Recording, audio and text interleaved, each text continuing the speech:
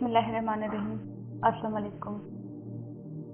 मैं पारस रज़ा पारस टीवी में आप सबको खुशामदीद कहती हूँ और बारगाह इलाही में आप सबकी खैरियत व आफियत की दुआ गो हूँ।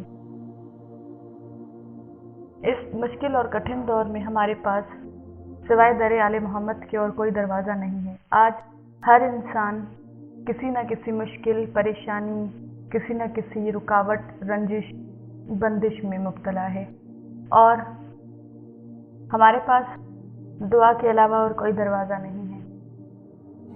शुक्रगुज़ार हैं हम रब पाक परवरदिगार के जिसने हमें मोहब्बत अहले बैत से नवाजा है और उसने हमें आले मोहम्मद का वसीला अता किया है। तो खुदावंद ताला से दुआ करते हैं कि सिवाय गम शब्बीर के हमें और कोई गम न दे। आज मैं आपके लिए एक तस्बीह लेकर आई हूँ कि जो तस्बीह मशहूर है तस्बीह फ़ातिमा ज़हरा के नाम से।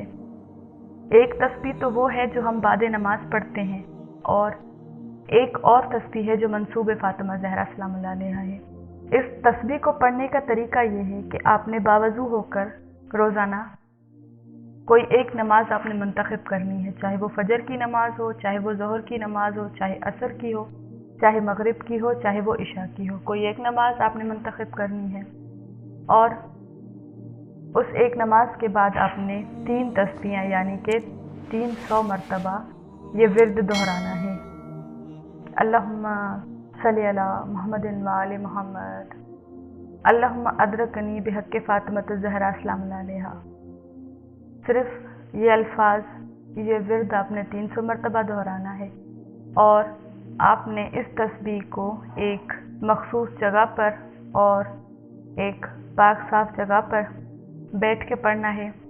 कोशिश करें कि बाद नमाज बावज़ू होकर जिस मुसल्ले पे आपने नमाज पढ़ी है उसी मुसल्ले पे बैठकर ये तस्बीह अदा करें और जब आप 300 मरतबा ये विर्द दोहरा लें तो खुदावंद मताल की बारगाह में अपने दोनों हाथ बुलंद करें और दोनों हाथों को बुलंद करके वास्ता दें बीबी फ़ातिमा ज़हरा सलामुल्लाह अलैहा के ज़ख्मी पहलू का कि मौला इमाम जाफ़र सादिक अलैहिस्सलाम से मनकूल है। हमारी दादी ज़हरा का जो हक़ है वो कुछ इस तरह है कि उसने बहुत कुछ सहा है। अगर उनके गम दिनों पे पड़ते तो वो रातों की तरह तारीक हो जाते हैं।